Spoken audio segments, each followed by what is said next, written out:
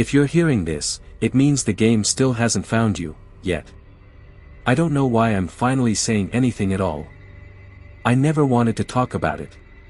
I never wanted anyone to know, not even my closest friends. But I can't keep it inside anymore, the weight of it, the way it's creeping into my life, the way it watches me, even when I think I'm alone. I didn't download it. I don't even know how it got there. One night, scrolling through my phone, trying to wind down, there it was. A tiny icon I didn't recognize. No name I knew, no badge or app store trace. Just there, staring back at me like it had always belonged. I swiped, hoping it was some glitch, some joke. But the moment I touched it, something shifted. My room didn't feel the same. The shadows in the corners grew heavier. The silence became sharper, like the air itself was holding its breath. Sleep became impossible. Every night, my mind would drift back to that icon, and my phone would light up at odd hours. Always that same glow. I would check the time. It made no sense. Notifications that weren't there. Sounds I couldn't identify. Once, I thought I heard my name whispered from the speaker, but the line was silent. Friends laughed when I tried to explain it. Phones glitch, they said. Maybe it's a virus or an ad. But they don't hear the soft tapping when my screen is locked. They don't see the icon rearranging itself, like it knows when I'm looking. I've tried everything. Restarting, factory resetting, deleting apps, every time, it returns. I've begged, pleaded, cursed it out loud in the dark. Nothing works. And now, even talking about it feels dangerous. Typing this, I feel its awareness. Like it's reading. Like it's waiting. I don't know how to explain what it does. I only know what happens if I ignore it. Small things at first, missed calls, strange vibrations, but then, a pattern, a rhythm, like the app is marking time, marking me. Every night feels like a countdown I can't stop. And yet, here I am. Confessing. Because someone needs to know. Someone has to understand. Maybe someone can stop it before it finds them. Or maybe it's already too late for you.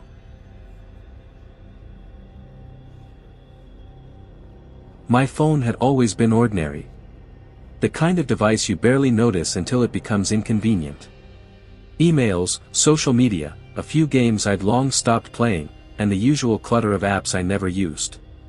It sat on my desk most of the day, charging quietly, barely demanding attention.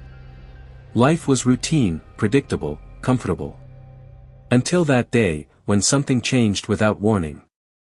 I was scrolling through my home screen late one evening, the kind of absent-minded scrolling where your brain is half in another world, when I noticed it. An app icon I didn't recognize. Small, black, no label, just an ominous little square with what looked like a flickering candle etched into it. The sort of thing you'd dismiss if your mind hadn't been on edge. But I hadn't installed it. I swear I hadn't. The name flashed briefly when I tapped it, Erebus. And I swear, it wasn't there the day before. I even asked my roommate, half joking, if they had installed some new horror game or a weird widget. They laughed, like I was being paranoid, but I could feel a tremor in my chest I couldn't explain. I tried to delete it immediately. Long press, uninstall, force quit, restart, every method I knew. Nothing worked. The icon remained, stubborn, impervious, like it had anchored itself to my device. I tried searching for it in the App Store, in the Downloads folder, everywhere, but there was no trace. No developer, no update history, nothing. The app simply existed, as though it had manifested out of the air itself. For days, I avoided it. My phone felt different, though, heavier, almost sentient. Notifications that shouldn't exist buzzed briefly, then vanished. The battery drained faster than usual, the screen flickered at odd times, and sometimes, when unlocking it, I could swear the icon was watching me. Friends thought I was exaggerating. It's a glitch, dude. Phones do weird stuff, they said. But you don't see it when you're at your friend's house, scrolling through your own phone. You don't feel the subtle vibration of something more than software, something aware. I began checking my phone compulsively. Every time I thought about opening it, my stomach twisted. Every time I saw that black square, a shiver ran down my spine. It was both mundane and menacing, sitting innocuously among my other apps, yet radiating a quiet, impossible threat. I couldn't explain why it frightened me so much, only that it did. And with every failed attempt to remove it, my unease grew, until it became an ache that pulsed whenever I reached for my phone. Despite everything, I rationalized it. It was probably just some abandoned beta app. Maybe some programmer had released it accidentally. I told myself these things, repeating them like a mantra, but I could never shake the feeling that this wasn't normal, that something about it defied explanation. The more I resisted, the more it called to me. Finally, I made a decision I instantly regretted. My finger hovered over the screen. Just once, I whispered to myself. Just open it once, to see. I tapped the icon. The screen dimmed, and the black square blossomed into a pixelated landscape that looked like it belonged in some forgotten 8-bit adventure game. Bright colors, simple shapes, little square trees, blocky houses, and a tiny avatar standing in the center. It looked harmless, almost nostalgic, the kind of game you'd expect to kill a few idle minutes. A soft, tinkling melody played, simple, cheerful, unthreatening. My chest still ached from the weeks of tension, but I thought maybe, just maybe, it was a relief. The game loaded quickly, and my avatar stood frozen on a cobblestone path. I leaned closer. At first, I didn't notice anything unusual. The controls were intuitive: move, interact, inspect. A small village stretched ahead, and NPCs, a few townspeople in blocky, smiling forms, wandered about. I clicked on one, expecting a cheerful greeting or a simple quest line. Instead, it said, "You shouldn't be here." I laughed nervously. A glitch, I thought. Maybe I had clicked the wrong sprite. I tried another NPC. "Don't let them see you," it said. The words were pixelated, but the tone carried a weight I couldn't explain. My pulse quickened. I scrolled through the options, trying to rationalize. Perhaps the game was a horror parody, disguised under a retro facade. But then I saw it, the avatar. I froze. It looked like me.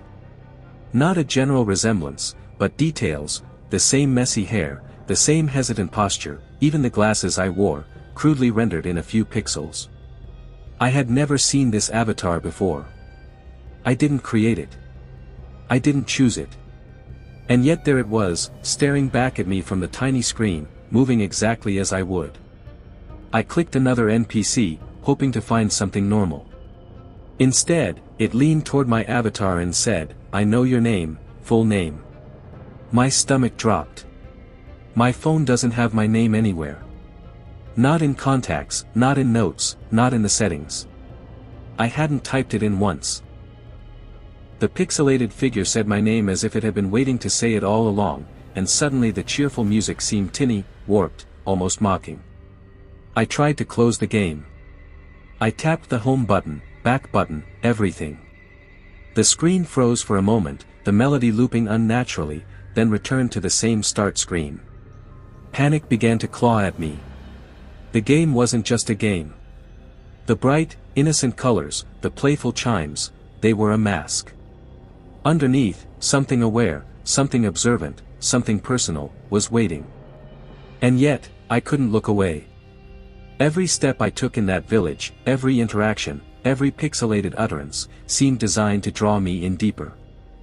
I found myself wandering through blocky streets, entering small houses, inspecting drawers filled with nothing more than empty boxes, yet feeling an oppressive weight settle over me as if the rooms themselves were watching. I shut my eyes briefly, trying to shake the feeling, but when I opened them, a tiny figure appeared at the edge of the screen, a shadow that hopped. The first time the rules appeared, I almost laughed.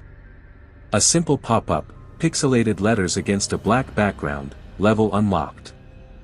Follow instructions, or penalties apply. I stared at the screen, heart hammering. Instructions. Penalties. My pulse spiked as the cheerful music from before warped slightly, like a low hum beneath the melody. I thought maybe it was part of the game's theme, a horror gimmick. I should have stopped there. I didn't. The instructions were vague at first. Tap on certain icons, avoid others, complete small tasks. I followed them obediently, rationalizing that it was still a game, that nothing could truly happen in the real world.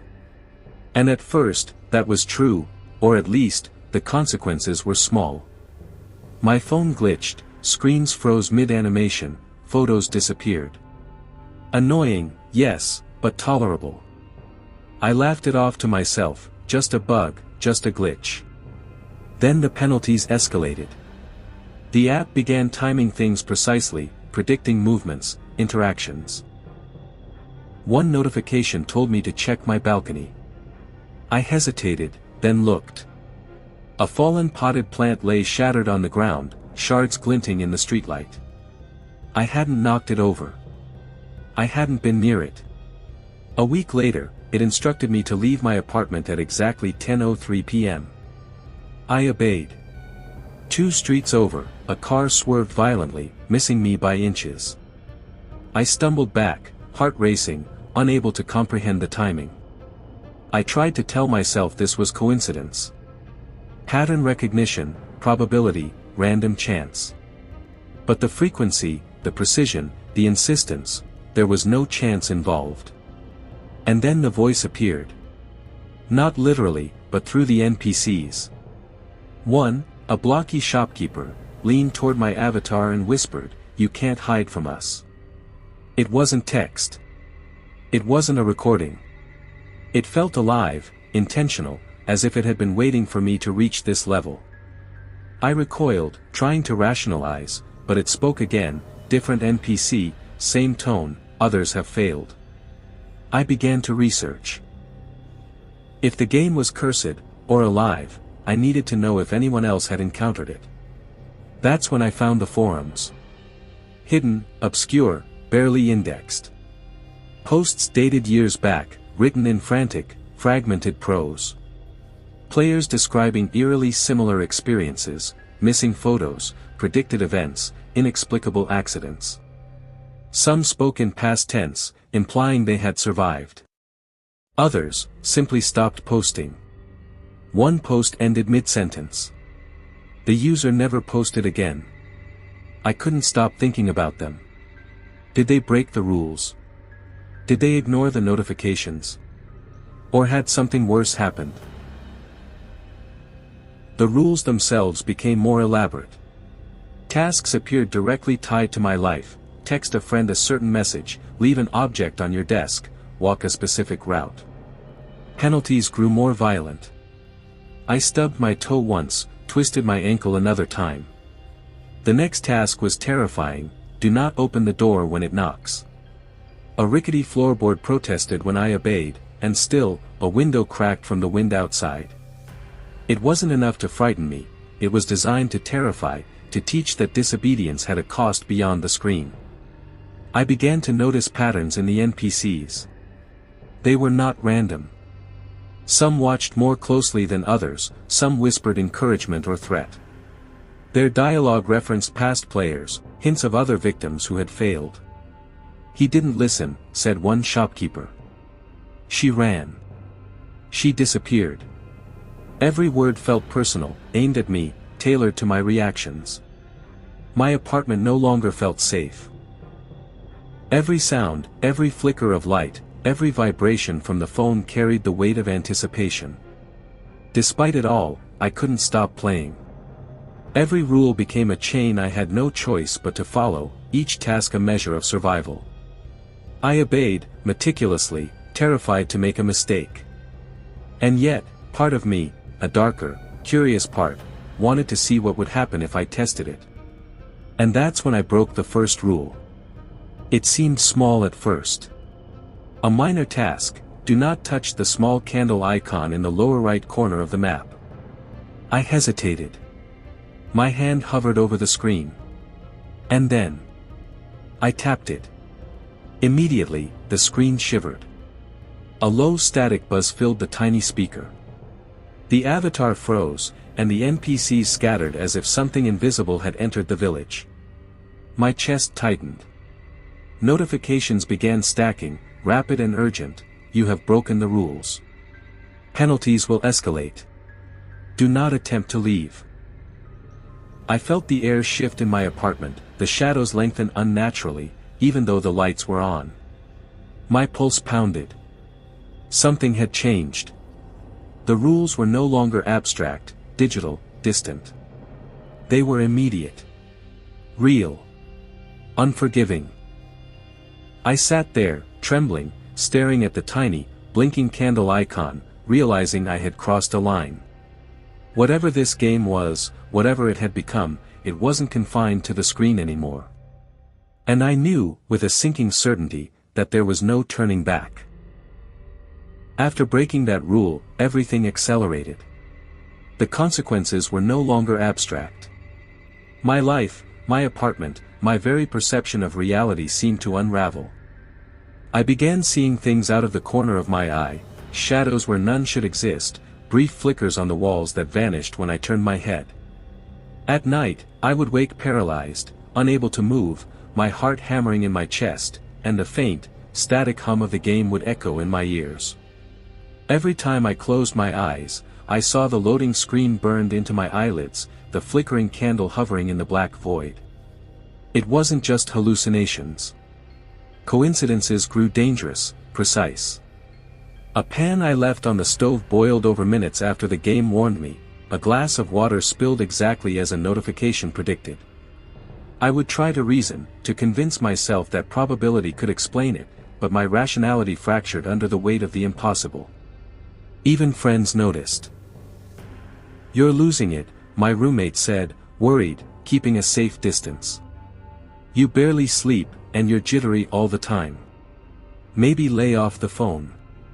I nodded, laughing hollowly, trying to mask the dread that pooled in my stomach. Yeah, probably just stress," I muttered, though stress had nothing to do with it. Sleep offered no respite. Night after night, I would awaken to the screen of my phone illuminating the room, though it was off. Notifications stacked impossibly fast. Every vibration felt like a pulse through my body. At some point, I noticed the game appearing on other devices. A tablet I hadn't used in months displayed the same candle icon.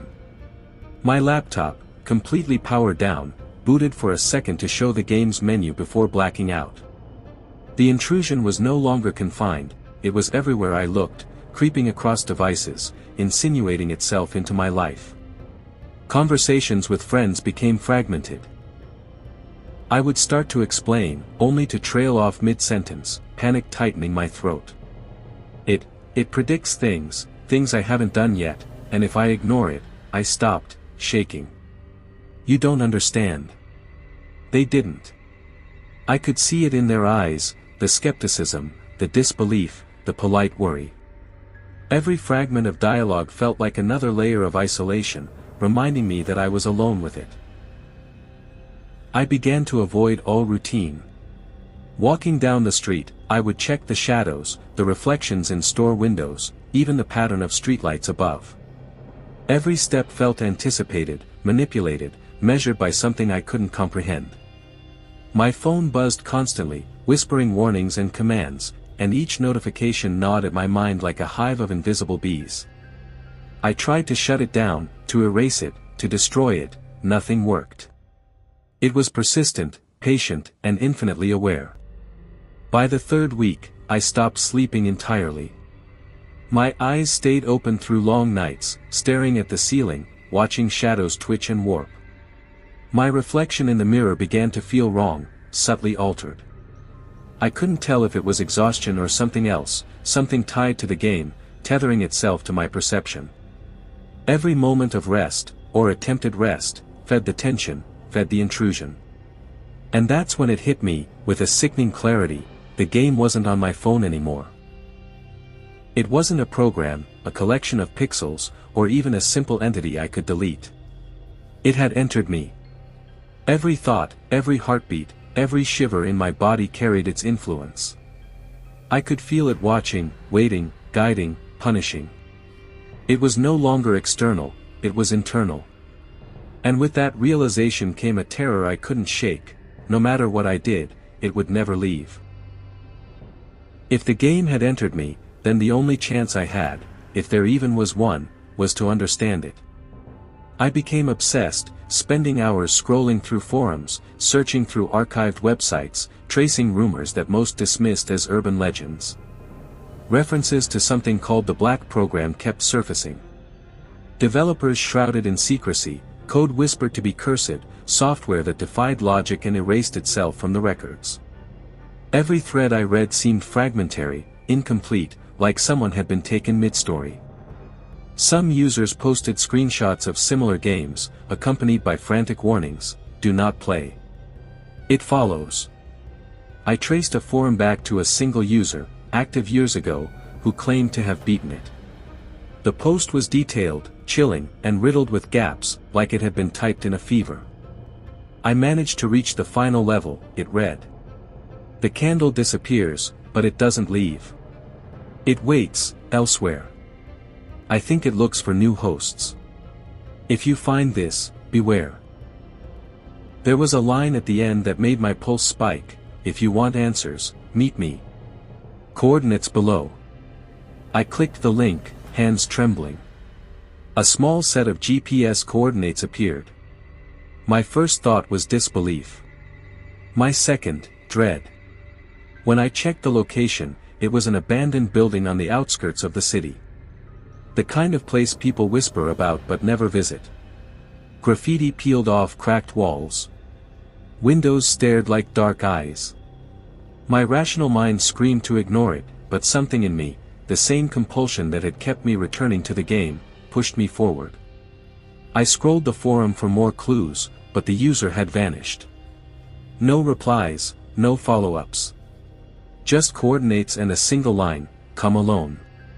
Other forum threads hinted at a hidden developer group, cryptic messages tucked in code repositories, whispers of digital rituals performed in dark corners of the internet. Some posts claimed that the Black Program had been distributed through abandoned beta apps, uploaded anonymously, infecting unsuspecting players. Others suggested that every host left a trace in some digital web that connected devices, memories, even behavior. The more I read, the more hopeless it felt. Knowledge, I realized, was both a weapon and a curse. I began messaging people who had claimed to have experienced similar phenomena. Most ignored me. One answered, short, clipped messages, always cryptic, never reassuring. "You don't want to know. It's already inside you." Another claimed to have escaped, but their post ended mid-sentence, and the account disappeared soon after. The repetition of abandonment, of incomplete information, became a pattern. Every clue led to a dead end or a vanished user, reinforcing that if this game was alive, it was patient, meticulous, and indifferent. I tried to rationalize my obsession. It was research. Self-preservation. Understanding. But desperation gnawed at me. I combed through encrypted message boards, downloaded obscure software to track digital footprints, pieced together fragmented threads from old archives. Every lead suggested something larger, something almost conspiratorial, a network of cursed software, a hidden cadre of developers, or perhaps survivors, manipulating reality through the guise of harmless games. Finally, after endless scrolling, one response arrived that made my stomach turn. A direct message from a user with an anonymous handle, the text brief and precise: "Meet me at the coordinates. Midnight. Alone. Answers await, but so does danger." My hands shook as I read it. Every rational part of my mind screamed that this was insane. Every instinct told me to run. But the compulsion, the obsessive need for understanding, overcame fear.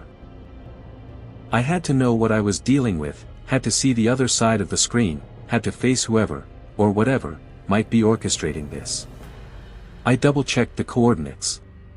The abandoned building sat at the edge of an industrial district, surrounded by cracked asphalt and weeds creeping through the concrete. Every story I had read suggested danger, yet it was the only lead I had. My apartment felt suffocating, the game's influence pressing in on every thought, every heartbeat. The forums, the vanished users, the cryptic posts, they all pointed here, to this place. And despite the fear, despite knowing that every step forward could be a step into something irreversible, I decided to meet them anyway. The building smelled of decay and neglect, the kind of damp, sour odor that seeps into your clothes and hair and lingers long after you leave. I hesitated at the threshold, the crunch of broken glass beneath my shoes echoing too loudly in the empty halls. The coordinates had led me here, and yet the moment I stepped inside, a sickening realization settled over me: I was completely alone. The shadows stretched impossibly long, clinging to the corners like living things. Then I heard it, a voice, low, raspy, coming from somewhere deeper in the building. "I knew you'd come," it said. My pulse spiked. I followed the sound, weaving through hallways lined with graffiti and peeling paint, until I reached a dimly lit room. A figure sat hunched on a broken chair, laptop open, the screen flickering. The glow illuminated a face gaunt and hollow, eyes darting nervously. "You made it," the figure said, voice shaking but deliberate. "I didn't know if you would." "Who are you?" I asked, my own voice trembling, though I tried to keep it steady. "Are you a survivor?" The figure gave a humorless laugh. "Survivor? Maybe. Or maybe just delayed." They gestured to the laptop, where the game's icon blinked insistently. "This thing doesn't end. It only transfers." I froze. "Transfers? What do you mean?" "They call it a game," the figure said, voice low, eyes darting to every corner. "But it's not. Not really. It chooses a host. When you think you've beaten it, when you think you're safe, it moves. It jumps, from device to device, from mind to mind. You might escape its notifications for a while, but it waits. Patient. Calculating. It always finds the next one." My stomach churned. "And you, how did you survive?" "Survival is temporary," they muttered. "I've been moving, hiding, obeying rules I barely understand. Some of us, we try to transfer it before it catches up, but mistakes are fatal." Their eyes flicked to mine, sharp and urgent. "Do not underestimate it. Not even a little." I swallowed hard. "What kind of rules?" The figure leaned closer, voice dropping almost to a whisper. "Tasks. Commands. Every action, or inaction, has consequences. Penalties escalate. Miss one, ignore one, even question one, and it punishes you. Pain, accidents, disappearances. Some never come back. Others are never seen again, except through glimpses on other devices, in photos, in posts that vanish mid-sentence." I shivered, imagining the vanished forum users, the abandoned threads. "And me? What happens to me?" A bitter smile flickered across their face. "You're the host now. You carry it. It watches, adapts, and waits. And every choice you make feeds it, strengthens it. There's no pause, no reset. You're part of it, whether you like it or not." I felt my chest tighten. "Then, there's no way to end it?" "End it? No. There is only transfer. Temporary survival. Obedience. Avoidance. That's all anyone has ever managed." They shook their head. "And every time someone speaks of it, even to warn another, it spreads." Their words hung in the air, heavy and suffocating. I wanted to argue, to fight, to believe that somehow there could be a loophole, but the pounding of my heart drowned rational thought. The game had infiltrated my mind, my body, my life. And now, through this conversation, I understood, the truth offered no solace, no hope, only a deeper understanding of the doom I had already stepped into. Then, in the middle of my questions, the figure froze. Eyes wide, staring past me. A sudden crack of light, a snap, and their body jerked violently, collapsing forward onto the laptop. I rushed to them, but they were gone, vanished entirely, leaving only the flickering screen and the faint hum of the game. A posthumous echo lingered in my ears, if you speak of it, it spreads. I stumbled back, heart hammering, gripping my phone. Every rational thought collided with the impossible, the warnings, the disappearances, the vanishing survivor. And yet, despite the terror, a compulsion gnawed at me. I had to understand. I had to see it for myself. The knowledge, though horrifying, demanded attention. The weight of realization crushed me. I was no longer an observer, a player, a curious victim, I was now the host. Every notification, every flicker, every whispered command had purpose. Every heartbeat carried its influence. I had become the conduit, the vessel, the link between its code and the real world. The distinction between game and reality had dissolved completely. I left the building in a daze, the streets empty, the night oppressive. Every shadow, every passing light, every muted sound reminded me that I was being watched. Not just by the game, but through it, by something patient, intelligent, and unrelenting. I carried it with me, inside me, and there was no undoing it. And now, I've told you. I never wanted to tell anyone. I told myself that over and over, whispering it in the dark, trying to convince my own mind that silence was safety. But here I am. Here I am, speaking, typing, confessing. And every word is a thread I've thrown into the void, an invitation I can't take back. If you're hearing this, it means I've already failed. Every story I've told, every post, every comment, even this confession, it spreads. It doesn't care about intention. It doesn't care about morality. It only cares about connection, about hosts, about control. And now, I'm a link in its chain. My thoughts fracture as I write. Words loop back on themselves. Sentences start but never finish. Notifications buzz incessantly. My phone vibrates. I glance at it reflexively. Nothing. Or everything. I don't know anymore. I can feel the game inside me, whispering, waiting, nudging. Every glance at my screen feels like a conversation I can't escape.